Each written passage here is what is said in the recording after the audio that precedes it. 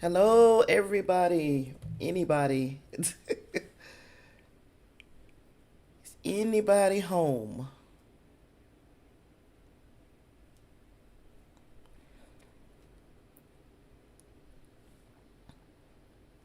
If you're home, say hello. If you're not home, it's okay.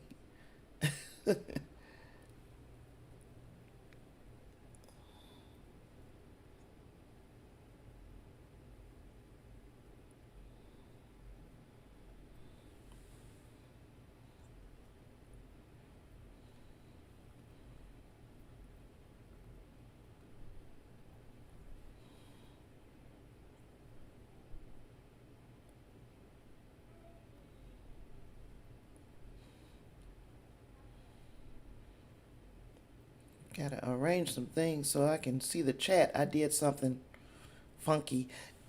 If I get the stream started on time, it's always something else. There's never just a day that everything goes off seamlessly. There is always something when I live stream, and eventually I'm gonna get it. I know that it takes a little time sometimes, especially for technologically disadvantaged people like myself. But it just 1 week. I'd like to get it all right the first time. Maybe that'll happen soon.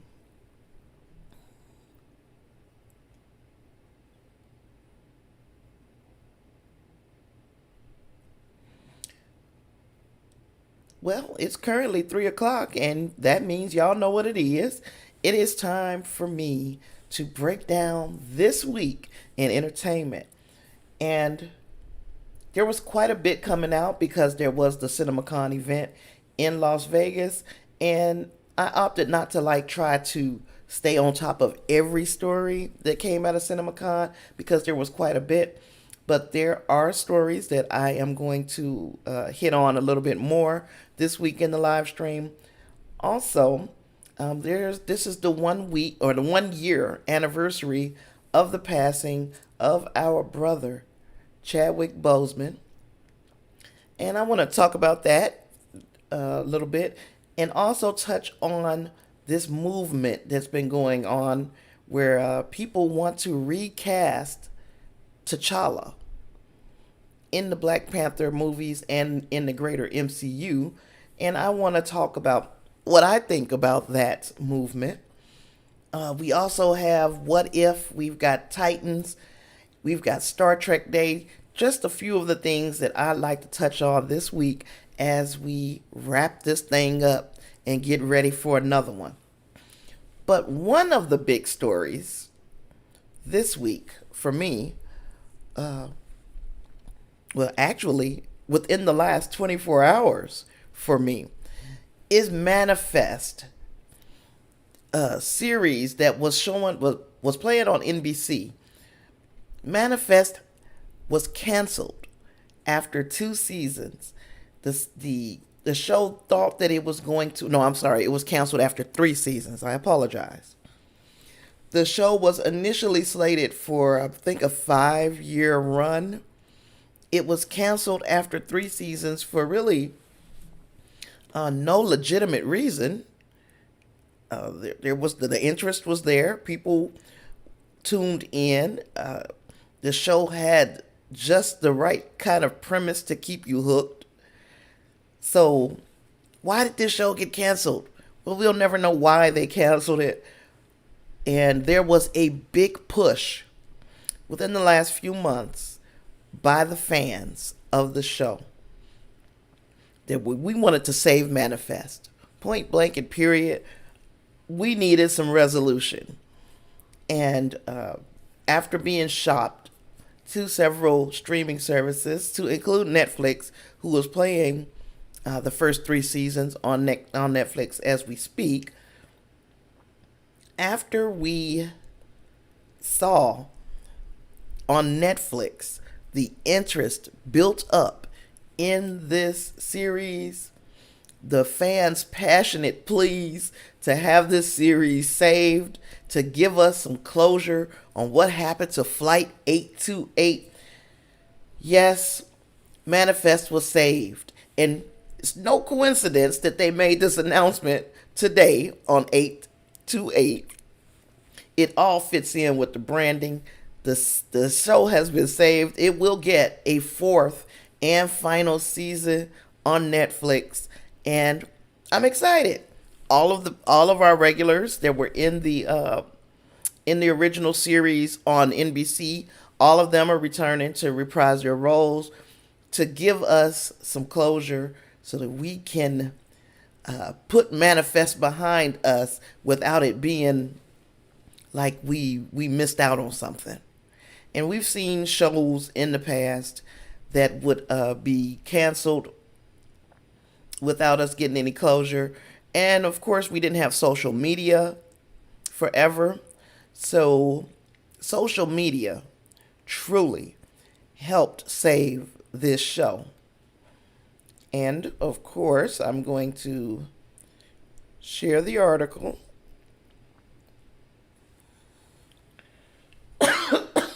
Excuse me very much. Sorry.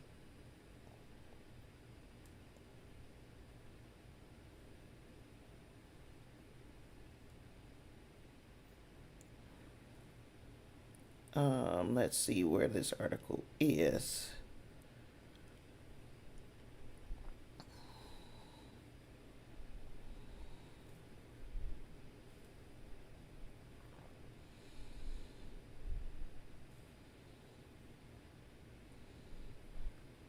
Well, that's not helping. Let's see where it is.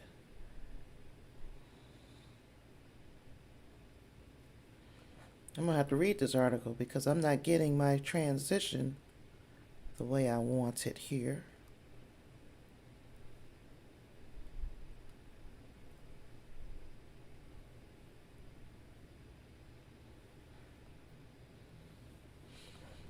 Well, what we got is it's coming back with a 20 episode, fourth and final season. It's led by Josh Dallas and Melissa Roxburgh. Those they star as a brother and sister who were part of Flight 828, and yeah, it's just an exciting thing to see the fans have a say in what we are watching on television. There was the the Snyder Cut push, and I didn't like the way that ended up because okay, WB gave us the Snyder Cut. We did enjoy seeing the vision that Zack Snyder had for that movie. Had he not had his family emergency that took place while he was directing that film. So we saw his vision, and the next minute, the fans were like, okay, now we want something else. And it was like... it was no show of appreciation for saving or for giving you what you wanted. Okay, so now we move forward to Manifest here, and the fans went about it in a less aggressive way. They made it very known that what they wanted in the end of all of this was another season of Manifest. But the aggression wasn't there, if you get what I'm saying. There was a very aggressive push. And when WB acquiesced and gave us a little inch, they went ahead and they took the mile, those toxic fans of Zack Snyder's. And so, again, it wasn't, to me, the fans of DC that created that issue. It was the Zack Snyder acolytes. And yeah, they give you a bad name. They give fans a bad name. But here we are with a lesser known property, of course, being saved by the fans, by the word of mouth, by the push that these people gave that show on Netflix and Hulu and anywhere that it was playing. It became one of the number one streaming shows because the fans wanted to let Netflix, Peacock, and anybody else who was listening, they wanted to let them know just how passionate they were about this project. And I thought that was it's awesome that the show has been saved. We get one more season, and I am very interested in seeing how they close this 20 episode season out. And if you are a fan of Manifest, let me know down in the comments or the chat. I came on late, binged watched through the first two seasons before learning at the third season that was going to be the final one and that it wasn't complete. I stopped watching. So I'm going to watch the third season of Manifest and then get prepared for this fourth 20 episode season and see how this thing wraps out. All right, so that was number one, our first topic for today. Second topic for today is Candyman. And of course, I did a live stream over on Facebook last night where I did a little synopsis what I thought about Candyman. I thought I'd repeat a lot of my talking points over here since I didn't have a huge audience over there. It doesn't look like I got a huge audience over here either, but I did want to share it on both platforms. Candyman 2021. First and foremost, it is a Nia DaCosta directed film.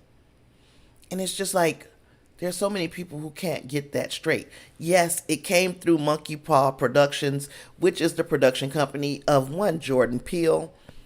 Nia DaCosta directed this film. And it continuously gets attributed to Jordan Peele.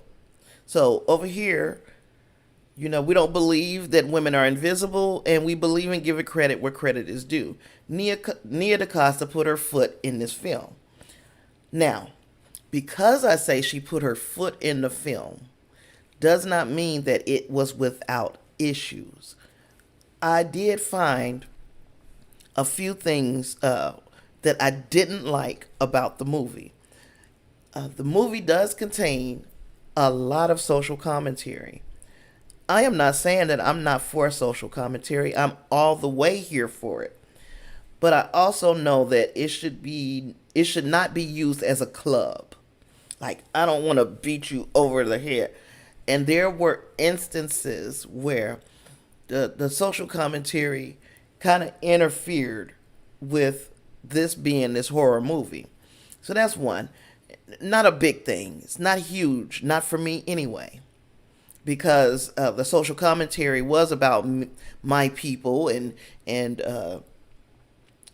situations and areas that I am very familiar with, because Candyman, the backdrop of this movie is the Cabrini Green housing projects. And those are in Chicago. Now, I used to live in Gary, Indiana. It's where I was born and raised, and that is where I came of age. Gary, Indiana is right outside of Chicago. So, yes, I'm very familiar with hearing the words Cabrini Green, hearing about the violence that would take place in that housing project, hearing about the destitute living situation that a lot of those people would find themselves in. So, it's very familiar to me. And I'm pretty sure if you're from the Chicago area, it's even more familiar to you. The Cabrini Green housing projects might as well to have been a background character in this show or in this movie, because without the history of Cabrini Green, there would have been no Candyman.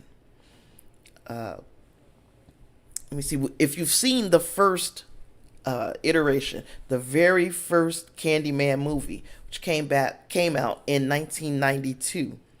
This movie that Nia DaCosta directed is proposed to be a direct sequel of that first movie. So we're doing the Halloween thing where the stuff in the middle did not happen. All the rest of those Candyman movies, forget them.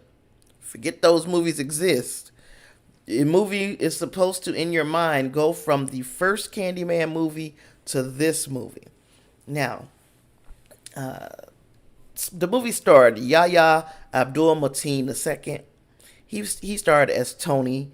He is a up and coming artist, kind of in a rut where he wasn't feeling really inspired and he hadn't been creating. Then here's his girlfriend, who was played by Tiana Paris, who gave us Monica Rambeau in the WandaVision series. Tiana Paris, her character is Brianna Cartwright, and Brianna has her shit together. Brianna has her shit together. She is the manager of an art gallery, and she knows her stuff. She is the type that could have. She is the manager of this art gallery, but she could have been in charge of it all. She could have been, and I don't know what the step up is from art gallery manager, but whatever it is, she's a boss. She knows her stuff, and we see that later in the film. Then we have Coleman Domingo. And I forgot his character's name. Now I'm gonna have to look it up. Coleman Domingo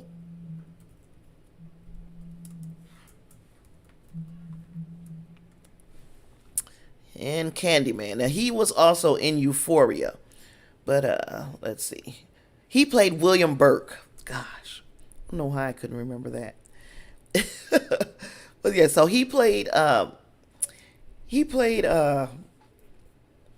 William Burke, and William Burke is kind of like a de facto historian of all things Cabrini Green, because Coleman Burke looks to be about 50 to 55 years old, and he lived his entire life in the Cabrini Green housing projects, and after those projects were torn down, he continued to live in the Cabrini Green area. So yes, the housing projects were torn down in the movie and in real life. In real life, they were torn down in 2011. So here we are 10 years after the fact of the Cabrini Green housing project being torn down and those people being dispersed throughout the greater Chicago area in different neighborhoods and different homes. And then what happened was that area where Cabrini Green once lived, the property values were basement level. You could buy that land for the dirt cheap because Cabrini Green was a hub for what you find in most inner cities, in most large metropolitan areas. It was a hub for crime and poor people, and it just wasn't an area that anybody would ever want to visit until they tore Cabrini Green down. Now we've got this land that has a low property value, so people come, scoop it up, buy it up, put these huge condos and loft houses and galleries. You get where I'm going. This is gentrification. So this neighborhood has been gentrified, and now we are seeing, we saw the beginning where William Burke lived there, and the area was poor and destitute, and now we've come full freaking circle to Anthony and his girlfriend Brianna living there, and it is hi Lawrence. Didn't see the new Candyman, saw the old one. And that one was good. Now, before I talk a little bit more about that Cabrini Green area over there, the new one is a good movie, but it does not hold a match to the original. And I don't know if it's because at that time, the original movie, I might have been 20. The original movie scared me. This movie, not so much. It was a good movie, but I wouldn't categorize it completely as horror. Maybe more psychological. But again, we're talking about the area being gentrified in the Chicago Cabrini Green area, and there was, uh, a point in time where the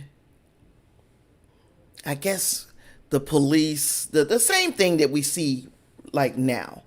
There was police brutality. There was uh, the social justice stuff that people are complaining about more or less now. Those things have always gone on, and especially in areas like Cabrini. So what ended up happening is that those fears of the police and at times one another. First one was definitely scary. You are so correct. The fear of the police and sometimes one another was said to have created the Candyman myth. Of course, if you've seen the first movie, you know that things didn't turn out to be too mythological for them. Well, this movie picks up from that first movie, and it just blends very well. Like the way that Nia DaCosta and Jordan Peele, because he did write for this movie, the way that they took the original lore and added it to this movie uh, gives it rise for it. It makes it relevant for this age, how they tied things in. So I did enjoy that. Um, there were like the stereotypical type tropes where they show stereotypes of black people and how outsiders may look at black people because, again, race, gentrification, police brutality, all of that is, all of those are characters in this movie. So not just the people you see, the things that are said, but what's not said and what you don't see become really prevalent in the movie. So I'm not gonna spoil anything. I don't want anybody to get miffed off of watching it because it is actually doing pretty well in this post. I don't want to say post pandemic, but we are nearing the end of this pandemic thing, and this movie, for it to be a R-rated horror flick coming out in August, it's doing pretty well. It started off with a $2 million Thursday, and then we moved into the weekend. It's being projected to make probably a little over $20 million. And if you remember Suicide Squad, this big, huge, bombastic movie that James Gunn gave us, rated R, a known IP at this point. We have a few known characters such as your Harley Quinns and the Flag that came back from the first one, and it didn't do that well. And I mean, we can blame that on a whole lot of things, but now we see it's not the pandemic. So a lot of people were saying, "Oh, well, we're still in the middle of the pandemic." It's not the pandemic. It was that day and date theory that they were putting to a test by putting this big old movie on HBO Max and in theaters at the same time. You killed your box office because we've got the same kinds of movies, and they're not the exact same. One of them is a superhero movie, which is all the rage right now, and the other is a horror movie based on an old IP. You also have both of them being rated R. High levels of violence in both movies. So why would this movie that was projected a direct sequel from, well, I won't say a direct sequel, but basically it came from the mind of James Gunn, and it went over the Suicide Squad with huge. The word of mouth was great on this movie. All of these things are equal, yet Candyman is nearly making the same amount that the James Gunn movie made, and I don't think that in a pandemic society even that is realistic. That James Gunn movie should have blown up. But here we've got Candyman doing pretty well, and that's because you can't watch it anywhere but in theaters. The only place that you can see this movie is at the movies, and that helps the box office. So no, it's not pre-pandemic box office numbers, but it is standing strong, much like Free Guy.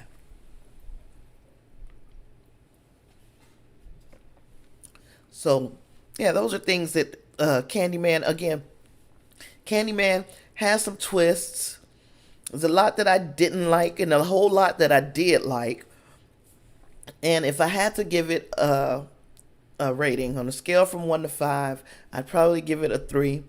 And it's because of some of the things that didn't set well with me as far as execution was concerned. Had nothing to do with the story, nothing to do with the actors. The actors were brilliant, and it had nothing to do with the director. Just a few of the execution standpoints I think could have been done a little differently. But yeah, so 3 out of 5 is fair to me.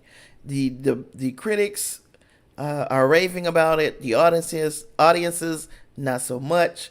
And I'm not I can't speak for every audience member, but I do know that there were things that I thought could have been executed better, and I'm not a film expert. Okay, so let me see. Where's my third topic? Oh, the Chadwick Bozeman story. So today uh, it has been 1 year since we lost our brother Chadwick Bozeman, and what he meant in the role of T'Challa in the MCU. Now, please don't think that Chadwick is a one-trick pony. He gave us some iconic performances of some of the Black history's most important people. So we're not going to limit him to just T'Challa. We lost we lost an icon. We lost somebody who we felt like we were going to get years and years of these types of performances from, and we did not realize that we should have been cherishing each one of those performances for what they were in that moment, because Chadwick was no longer going to be with us. He died from the complications of colon cancer that he had been battling for some time. But even during the time of him battling this colon cancer, being ill, he gave us some great performances. You'd have never thought he was sick, ever. You would have never thought he was sick. And he definitely was an inspiration to many, as far as even the Black Panther role and his other works.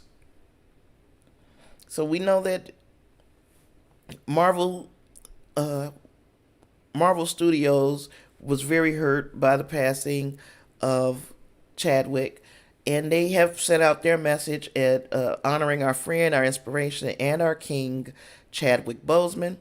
And his Black Panther co-star, Lupita Nyong'o, who played King T'Challa's love interest, Nakia. She shared an image of the two of them together, not in costume, and she said she did not know that she would miss both his laughter and his silence in equal measure. and she said that the memory of Chadwick remains alive in her. So there are other tributes, of course. You can find them on all over social media. I saw the other day where his wife had performed at a cancer benefit, and during that benefit, she sang a song. And if you want your heart ripped out, she sung that song, and you could see in her face that she is still not only in shock that she's without her husband, but she loves him, and you could see it in her face. So there's just it was very, very surreal, especially the song that she chose. And I wish I could remember the name of the song. That performance is on YouTube, but I can't remember the name of the song, and I wish I could, because she performed it beautifully. She did better than I would have been able to do under the same circumstances. So there is that. And then we get a little bit of his filmography. He starred as Jackie Robinson in 42, James Brown in Get On Up, Thurgood Marshall in Marshall, and Stormin' Norman Holloway in The Five Bloods. His final film was Netflix's adaptation, oh God, it took me a little bit to say that, of Ma Rainey's Black Bottom. He got a Golden Globe win and a Best Actor nomination at the Academy Awards. And then that brings me to my question, I guess there has been a lot of conversation of late, and I haven't touched it with a 10-foot pole, but now I think I'm ready to touch on this subject. And the subject is should Marvel recast T'Challa? And there are so many people who think that they should. In fact, there's an entire movement out there. The movement started with a few YouTubers and people in general who agree with these YouTubers, and it has garnered 30,000 signatures on a petition that's saying, "Hey, Marvel, you guys need to recast T'Challa." And now, I'm not here to beat up on them for having an opinion that is contrary to mine. So now you know where I stand on that. I'm not trying to beat up on them for having an opinion that's contrary to mine. However, and as a matter of fact, I will explain their reasoning. And their reasoning is that they want people to continue to see the Black Panther, T'Challa, on the big screen, because it means a lot to marginalized groups. And if you are a fan of the comics, which I have been in, I'm not going to say I'm a huge fan. It came around with the popularity of the character came around long after I had put the comic books down. But in the comics, it is part of canon for these comic books that if the Black Panther dies, the next person in succession for the throne of Wakanda takes the mantle of Black Panther. It's canon because in the comic books, the Black Panther T'Challa does die. And what happened next is his sister, Shuri, took the reins, held the mantle of Black Panther. Now, of course, we never knew that we would be in this position in 2021. I'm sure there were no plans for what would happen if the Black Panther died, as far as the movies were concerned. So now we're in a precarious spot. And there are equal parts. Recast T'Challa so that his story goes on, so that we get to see an arc of this character. Or take a page from the comic books, literally, and pass the mantle on to the next available descendant, the next person who's supposed to ascend through the throne. Excuse me, I'm choking.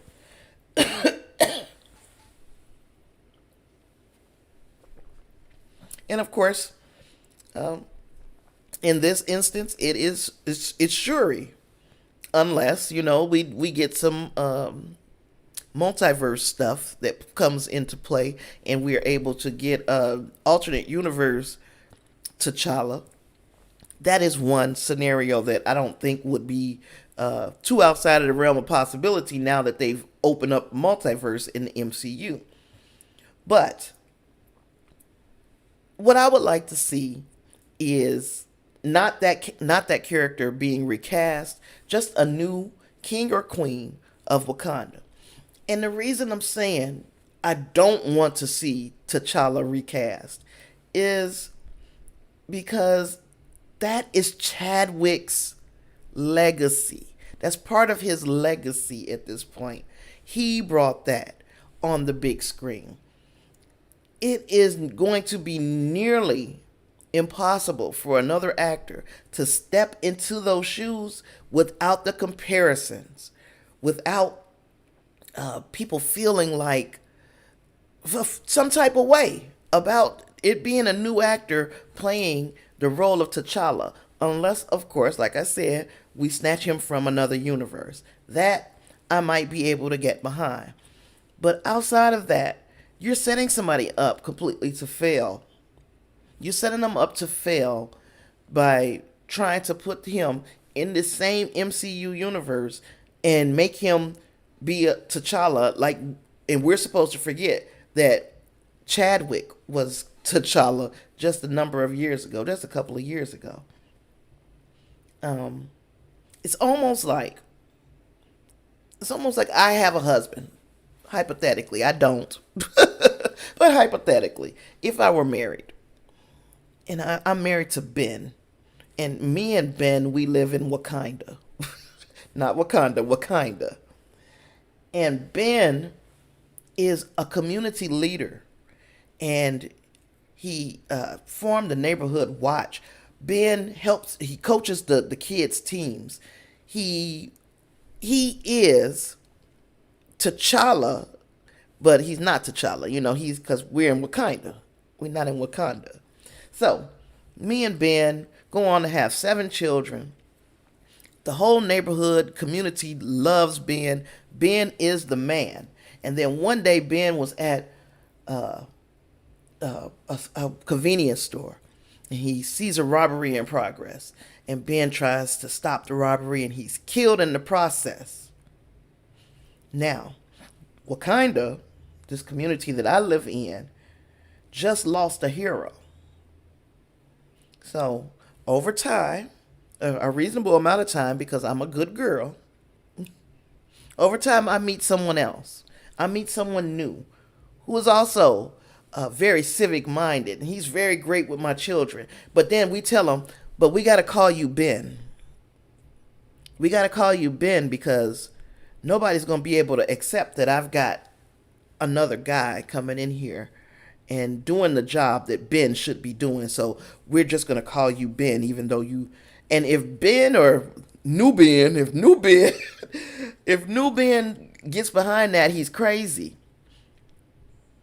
You can have a separate character embody the same qualities with a different personality and become the Black Panther, all while honoring Chadwick. And number one, we could just elevate Shuri to that position. Okay, that's one option. I'm not saying that's the option I want to go with, but that is an option. The second option to me is to bring Nakia, who is Lupita Nyong'o's character, to bring her back and have her say, to honor this man that I loved, I will carry the mantle of Black Panther. Okay, that's second. A lot of people have problems with that, though, because she's a woman. You know, these two women, they can't do it. Then my third option was another woman, Okoye. Okoye could step down from the Dora Milaje and say, you know what? I have fought side by side with T'Challa. I have watched him as a child become ascend to being the king that he is, and I should take the mantle. So now we got three people who could possibly take this mantle and still honor T'Challa, Chadwick Bozeman. But if it has to be a male, if it just can't be a female, we've got three more options. Option number one is Shuri takes the crown, becomes the queen of Wakanda. However, she's like, you know, my place is in a lab. My place is doing making sure that Wakanda is ready with the next levels of technology. So I am going to appoint a Black Panther. And if you put her in the place of saying, I want to appoint a Black Panther, there are three choices that are easy choices to make. Number one is W'Kabi. W'Kabi, Okoye's husband. We forgot about him because he didn't show up in Endgame, but he is showing up in this movie. What if he learned from the error of his ways, from defying the king of Wakanda, and that to honor him, T'Challa, they make W'Kabi the Black Panther. And we get to see him go from being at one point an insurrectionist against the king, the throne of Wakanda, to becoming the king, or becoming its hero, its protector. W'Kabi, that's one thought, okay? Thought number two, M'Baku. M'Baku, the leader of the guerrilla tribe, I forgot the name of it, the Jabaris, the Jabari tribe. So now we have M'Baku.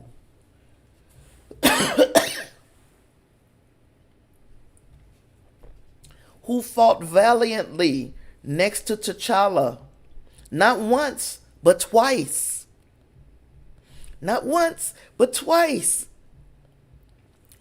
So he, at this point, we can say the Jabari tribe has integrated loosely with the Wakandan nation, and that they say to themselves, you know what? Now is the time to bring the tribe of the Jabari into the fold 100% by having M'Baku be Wakanda's hero. Not Wakanda. Wakanda has been in me, in my whole love life situation over here. Me and my 7 kids, and Ben, new Ben. Okay, anywho. We have M'Baku come and take the mantle of the Black Panther. Would it work? Would it work? Yeah, it would.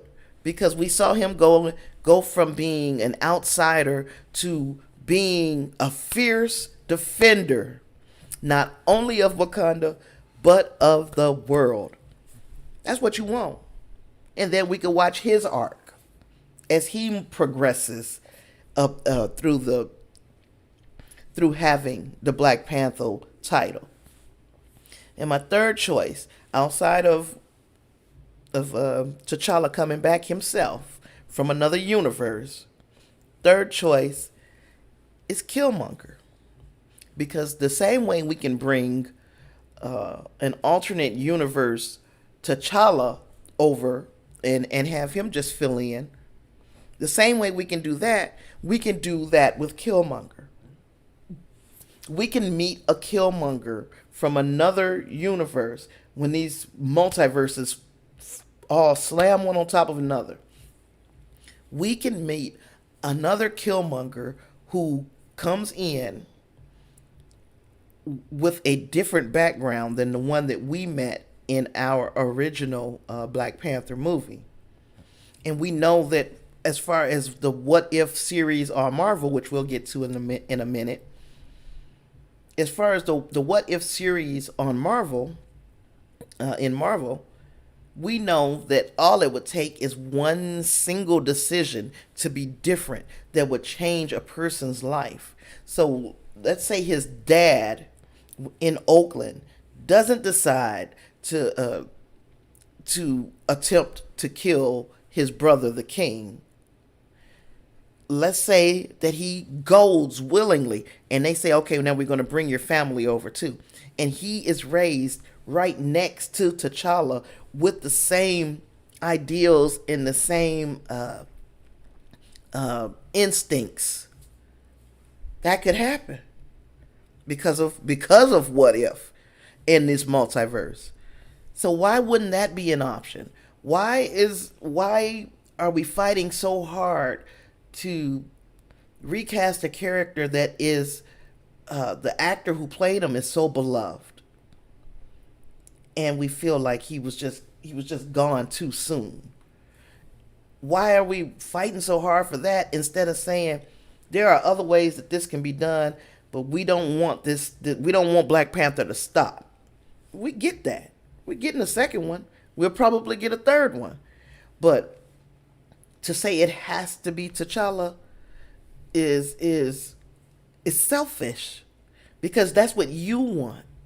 But the truth of the matter is the character T'Challa belongs right now, because of the way that thing went down with him. It belongs to Chadwick. It's not yours to give away. The Black Panther mantle, yeah, we can get that to anybody, but the character of T'Challa is Chadwick. And that is my impassioned statement about the recast T'Challa camp. I believe that you guys are well intentioned, although you are disillusioned. These are two things. Chadwick and T'Challa are dang near synonymous at this point. And it would be far more hurtful and far more damaging if we turn somebody into New Ben. New Ben don't even want to be New Ben. You get what I'm saying? So, all right. I don't know why I picked Ben. We already got a Ben in the MCU, and things didn't end well for him either. So, but anywho. Okay, so we talk about T'Challa, Chadwick. So again, we're missing Chadwick. Gosh, gone too soon, and I definitely am not behind a recast T'Challa movement. I'm just not behind it. Okay, moving on. I did a little video about Star Trek Day. I don't know how many people know that the only thing I love more than the MCU as far as this type of fantasy sci-fi entertainment goes is the Star Trek universe. I love the Star Trek universe. I love it by the pound. I can't get enough of it. I truly am totally loving all things Trek. And even the stuff that I don't like, I love that too. So that's how you know you are truly invested in a franchise. Even the stuff you don't like, I love it too. I love it. Love it. Support it and love it. 100% of the time. Because the minute we stop supporting it, they stop making it. And what would the world be without Star Trek? We had some years that we had to figure that out. We had to figure it out. But anywho, what we got is September 8th, and I wanted to announce that here because I did make a video about it when I read the entire article that talks about what we can look forward to in Star Trek Day. But I do want to be, I want to remind everybody that Star Trek Day is September 8th. It will be live streamed on Paramount Plus and on StarTrek.com at, let me see, 5:30 p.m. Pacific Time, 8:30 p.m. Eastern Time, and for those of you right in the middle like me, we'll probably be watching that at 7:30 p.m. Central Time.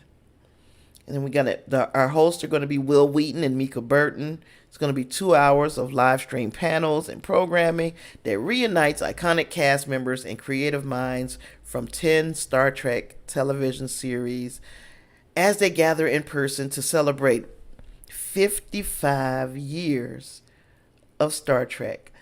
And let me tell you, I'm 48. I'm 48 years old, and I can't remember one single point in my time in my life that Star Trek was not available. Star Trek has been around for 55 years. And there are those who say, "Hey, Star Trek is this is not real Star Trek." And then there are those of us who say, if you go back 55 years and look at your grandfather and bring him into 2021 from 55 years ago, you will see that that is the same. That's your grandpa. That's still your grandpa. Things have just changed because with time, things have to change. Anything that doesn't change will eventually just stagnate and die. So I am hoping that there are more Trekkies out there, and I'm hoping that that you give Star Trek this opportunity to reel you in if you haven't been a person who's watched. So September 8th, get in contact, get Paramount Plus or go on StarTrek.com and enjoy some sci-fi history. 55 years is a long time in the game. I don't think there's any other. Yes, there is. I was about to lie. I was going to make some people mad. I almost forgot about Doctor Who, which I also love. Not as much as Star Trek, but I do love Doctor Who as well. So Doctor Who been around for a long time too. And there are people who, the same kinds of fans, complain about that. But yeah, I just wanted to make sure I repeated that there is a Star Trek Day celebration happening on September 8th. And they're gonna even have an orchestra playing all the Star Trek songs during this presentation, this 2-hour live streamed event. And yeah, I can't wait. So hopefully you guys will join me. I don't know how I'm gonna do the coverage for it because I really do need to dig my heels in on this Star Trek stuff. It's not enough of it out there, and I'm sure that people will be receptive to the Star Trek Day celebration. All right, moving on. There was a little bit of. I'm not going to talk much about CinemaCon because I've been talking for nearly an hour, and I still have 2 more subjects to cover. But the CinemaCon thing that I didn't talk about, I did do a video on the Warner Brothers presentation if you want to check that out. But if you were more interested in what the Sony stuff, the Ghostbusters, they said, people who went to this the event, they said that they saw the entire Ghostbusters movie, the new one that's coming out here. And let's see. And everything that I've heard about it so far has been spectacular. Like they are saying that this is a great readaptation of Ghostbusters. So I'm looking 100% forward to November 11th when this one comes out. And we're going into spooky season, so this will probably be coming towards the end of spooky season. I'm here for it. I might do a trailer review because I didn't do one before. I might do a trailer review on Ghostbusters Afterlife. But the premise is, when a single mother and her 2 children move to a new town, they soon discover that they have a connection to the original Ghostbusters and their grandfather's secret legacy. So yeah, I am super duper duper excited to see to see Ghostbusters Afterlife because they say, and I'm liking the way that they're going about it this time. You know, we've seen it done with our original Ghostbusters, and then we've seen it done with women, and now we're gonna see it done with some kids. And you know what? I'm here for it. I didn't watch the last Ghostbusters movie that came out. Just didn't call me. It didn't pick up the phone when I called. It kind of ghosted. I didn't want to see it. I just didn't want to.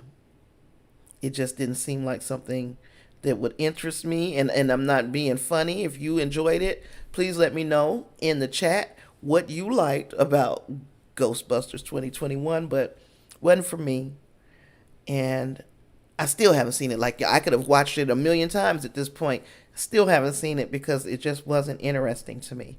So, this one is calling my name. It's tugging at my heartstrings. Anytime you got kids and monsters, I feel like, well, what could go wrong? You can get Stranger Things out of this whole thing. And you will see some familiar Stranger Things faces in Ghostbusters Afterlife. And I can't wait till that movie comes out. And of course, I will sit down and do a review for Ghostbusters Afterlife when it comes out because I'm excited for it. Hopefully you are too. Okay, the last two things I got is Marvel's What If, the Avengers Never Assembled. And then the second one was DC's Titans, and that one is titled Lazarus. And I will start with Marvel's What If.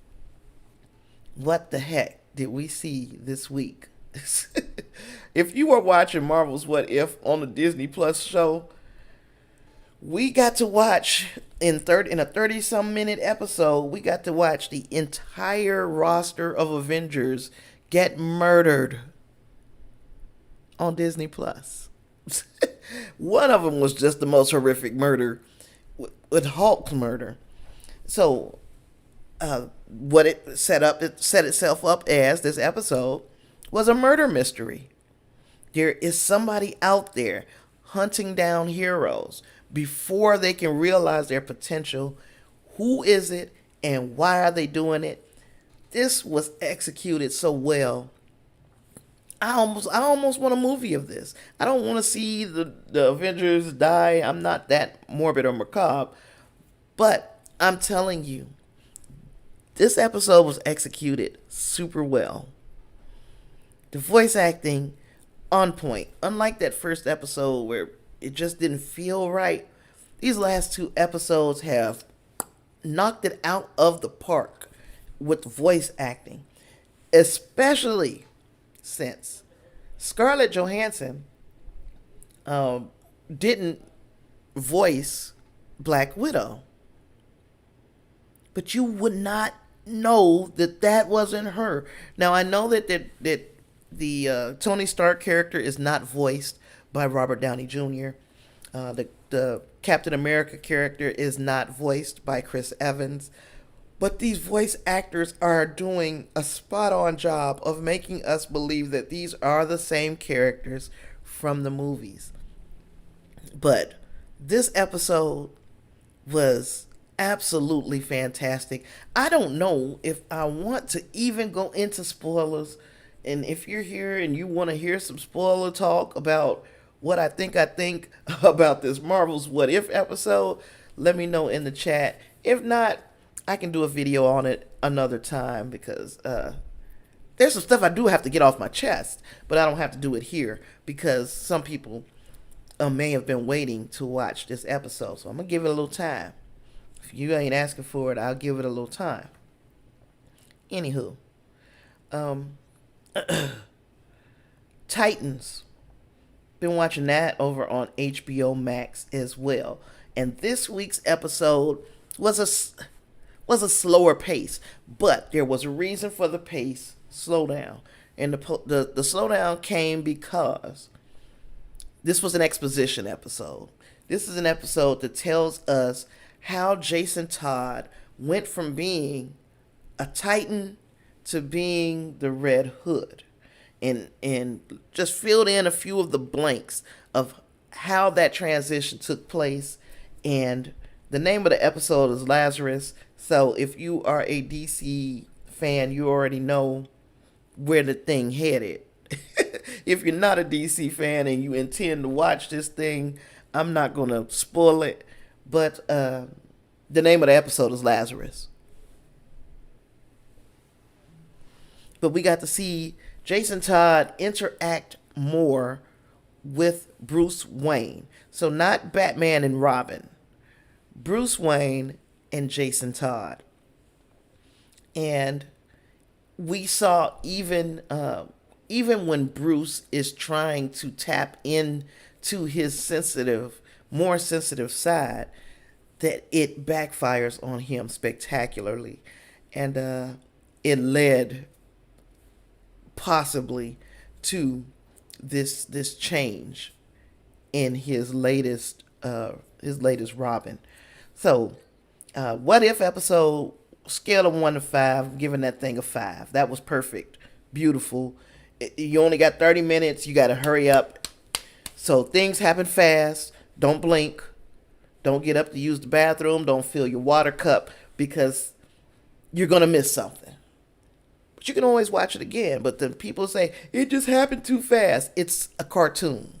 It's not a movie. This shit is not playing out over 2 hours. This is playing out in 30 minutes. These people got other shit to do. They don't have time to just be drawing and writing for hour-long episodes.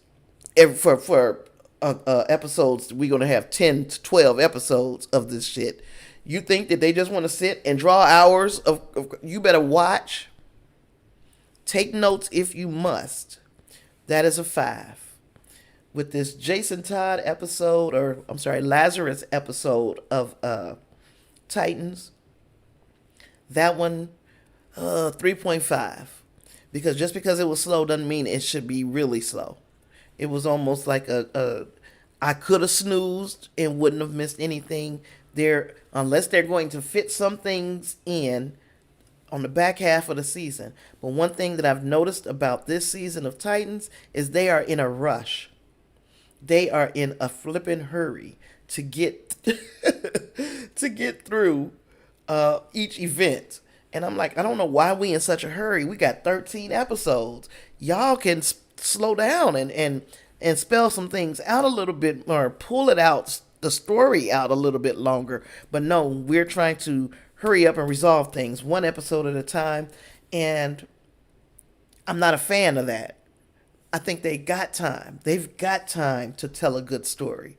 And not that the stories have been horrible, they have been rushed.